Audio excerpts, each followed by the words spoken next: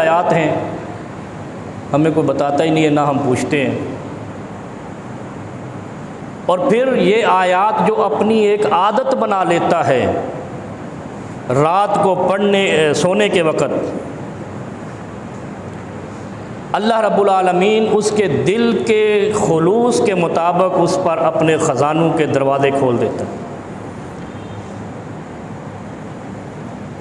اب دیکھیں نا، بیمار ہوتا ہے آدمی، پریشان ہوتا ہے،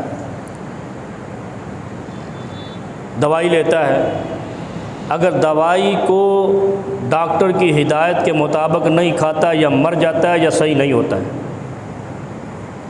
دوائی کھانا لازمی ہے لیکن ہدایت کے مطابق، ڈاکٹر کے مشورے کے مطابق۔ یہ دو آیات نبی علیہ السلام فرماتے ہیں کہ جو شخص یقین کامل کے ساتھ رات کو سوتے وقت ان کو پڑھے گا، اللہ رب العالمین اس کے خلوص کو دیکھ کر اس پر خزانے نچھاور کر دے گا۔ اور ہم کہاں جاتے ہیں؟ بڑی غربت ہے فلاں پیر کے در پہ، فلاں قبرستان میں، فلاں مزار پہ، فلاں فقیہ کے پاس، فلاں فقیر کے پاس، فلاں مولوی کے پاس۔ اور علماء نے لکھا ہے کہ جس کا ان آیات کو پڑھنے پہ مواظبت ہو گئی، ہمیشگی ہو گئی، اس کو جہنم میں صرف ماں باپ کی نافرمانی ڈال سکتی ہے، ورنہ کوئی چیز اس بندے کو جہنم میں نہیں ڈال سکتی۔ ماں باپ کا نافرمان تو نہیں بخشا جائے گا نا، اور مشرک نہیں بخشا جائے گا، وہ تو الگ دو چیزیں آ گئیں۔ ان اللہ لا یغفر ان یشرک بہ، بس جس نے اللہ کے ساتھ شرک کیا۔ اب شرک میں بتاتا ہوں، آپ نے دیکھا ہوگا عموماً میں بھی بیان کرتا ہوں، لوگ بھی کرتے ہیں، علماء بھی کرتے ہیں، قبر پہ جھکنے کو شرک کہتے ہیں۔ نہیں، دعا بھی شرک میں چلی جاتی ہے جب اللہ کے علاوہ کسی سے مانگی جائے، کسی کے سامنے اس انداز سے دعا مانگی جائے جیسے سنی ہوں گی دعائیں آپ نے، یا اللہ غوث پاک کے صدقے معاف کر دے، وہ تو پکڑنے پہ آ جائے گا اللہ پھر، یا اللہ فلاں کے صدقے، جو مر گیا ہے، جس کو موت آ گئی ہے، جو اس زمین کے اوپر زندہ نہیں ہے، اس کے وسیلے سے دعا مانگنا شرک ہے۔ مختصراً جملے کہتا ہوں، تمہید اور تعویل ہے ہی نہیں، سیدھی حی قیوم ذات عرش پہ موجود ہے، اس کے علاوہ جو مر گیا وہ حی قیوم نہیں ہے۔ اللہ لا الہ الا هو الحی قیوم لا تأخذہ سنۃ، صرف حی قیوم نہیں ہے، ساتھ اگلی صفت بھی اللہ نے خود بیان کی ہے، مجھے نیند تو کیا اونگ بھی نہیں آتی۔ ایسی ہستی زمین پر موت آنے کے بعد کوئی نہیں رہتی، اور اللہ ازل سے ابد تک، ابد سے ازل تک حی قیوم ہے، لا تأخذہ سنۃ ولا نوم، اس کو نیند تو کیا اونگ بھی نہیں آتی۔ دعا کے اندر فوت شدگان کے وسیلے سے مانگنا یہ شرک ہے۔ سر جھکانا خالی شرک نہیں ہے، اللہ کے علاوہ اس سے مانگنا جو زندہ ہی نہیں ہے۔ اس دور میں 1500 سال گزرنے کو ہے، اب آدمی پچھلے 500 سال پرانے بزرگ کا نام لے کے مانگے تو شرک نہیں ہے؟ ہمیں معلوم بھی ہے فوت ہو گیا ہے اور اس کا ماجرا اللہ کے سپرد ہو گیا ہے، لیکن اب اللہ زندہ ہے، اسے نہیں مانگتے۔ گناہ کبیرہ کرنے والا بھی،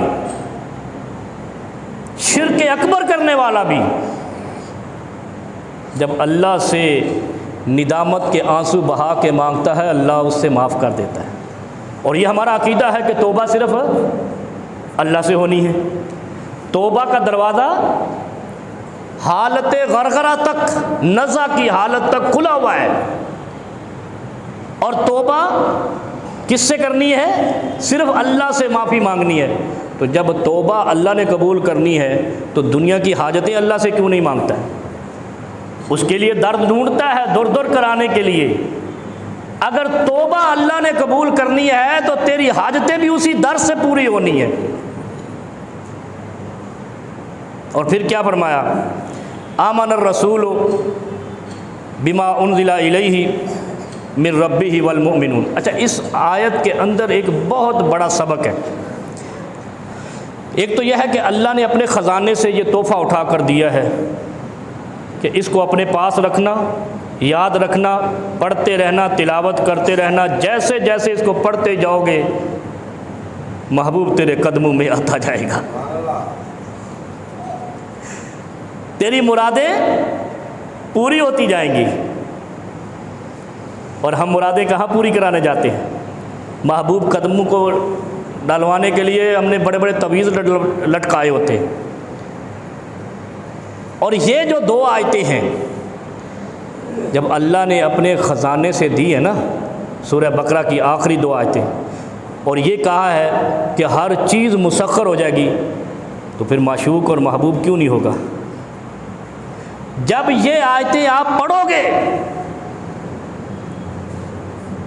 صلو علی الحبیب کہتے ہیں نا، تو پھر حبیب بھی آپ کا ہو جائے گا، حبیب خدا بھی آپ کا ہو جائے گا۔ سفارش ہو گئی، شفاعت مل گئی۔ پھر آیتیں یہ دو پڑھنی جو ہمیں پتہ ہی نہیں۔ حیرت کی بات ہے، یہ لوگوں نے نسخے سنبھال کے رکھے ہوئے ہیں اور دوسرے نو دساں گے تو وہ کامیاب ہو جائے گا، کیونکہ دنیا حسد اور بغض سے بھری پڑی ہے۔ کوئی کسی کا ہمدرد نہیں ہے سوائے ماں باپ کے، کوئی کسی کی ترقی سے خوش نہیں ہوتا سوائے ماں باپ کے۔ بھائی نہیں خوش ہوتے، بہنیں نہیں ہوتی۔ دنیا میں اگر کوئی کسی کا مخلص رشتہ ہے وہ صرف اور صرف ماں باپ کا اور کوئی نہیں۔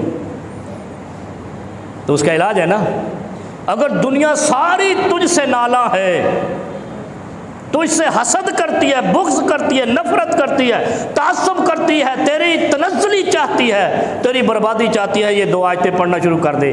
نہ کسی پیر کی ضرورت، نہ کسی دربار کی، نہ کسی مزار کی، نہ کسی مولوی کی، نہ کسی تعویذ کی، نہ بکرے چھترے کسی کے قبر پہ چڑھانے کی۔ ساری چیزوں کا ایک ہی نسخہ بتایا ہے، معراج پہ بلا کے دیا ہے۔ ہم کیا کہتے ہیں؟ نماز معراج پہ ملی نا، نماز فرض ہوئی معراج پہ، ہر مسلمان نماز پڑھتا ہے، لیکن ان دو آیتوں کو نہیں پڑھتا، یہ بھی اسی سفر معراج سے ملی۔ معراج میں جو تین چیزیں ملی ان میں سے ایک سورہ بقرہ کی دو آیتیں آخری، وہ کس لیے دی اللہ نے؟ فرائض تو دے دیے، یہ بھی فرض ہے، یہ بھی فرض ہے، یہ ادا کر لینا، یہ کام کر لینا، یہ کام کر لینا۔ اس کے بعد کہا اگر ان سارے کاموں کے بعد دنیا پہ غلبہ کرنا ہے تو یہ دو آیتیں بھی پڑھ لینا۔ اور پھر غلبہ ہوا۔ آج تک دنیا مثالیں دیتی ہے، جن کے چولہے 3 دن نہیں چلتے تھے، 3 دن وہ دنیا کے ایسے حکمران بنے کہ سپر پاور بن گئے، ساری دنیا اس سے لرزہ براندام تھی۔ پیغمبر کی دعا تھی، صحابہ کو سکھائی تھی۔ ہم نے تیر و تفنگ بنائے ہیں، ایٹم بم بنائے ہیں، سب ٹھیک ہے، وسائل بنانے چاہیے مسائل کے حل کے لیے، لیکن ساتھ پیچھے روحانی طاقت لازمی ہے۔ اگر روحانی طاقت نہیں ہے، دل کفر سے لبریز ہے، بے ایمانی سے لبریز ہے، شرک سے لبریز ہے، اللہ کی مدد نہیں آتی، پھر دنیا میں الجھے رہتے ہو، جیسے آپ الجھے ہوئے ہیں، پاکستانی الجھے ہوئے ہیں، دنیا الجھی ہوئی، مسلمان دنیا الجھی ہوئی ہے۔ کوئی مسلمان ملک خوف سے ماورا نہیں ہے۔ خوف سے ماورا مطلب بے خوف نہیں ہے، ساری دنیا پہ خوف ہے، حتیٰ کہ سعودیہ بھی خوف زدہ ہے، ایران بھی خوف زدہ ہے، ہر دفعہ ہر وقت ایک دوسرے کو جھانکتے رہتے ہیں، ترکی بھی خوف زدہ ہے، تم بھی خوف زدہ ہو۔ کون سا مسلم؟ کفر تو رہنا ہی خوف زدہ ہے تم سے، کیونکہ وہ اللہ کے نافرمان ہیں، اللہ نے ان کے دلوں میں خوف ڈالا ہوا ہے، اور تم خامخواہ خوف زدہ ہو اس لیے کہ اللہ کو بھلائے بیٹھے ہو، اللہ کو مان کر اللہ سے منافقت کیے بیٹھے ہو، دھوکہ دیے بیٹھے ہو۔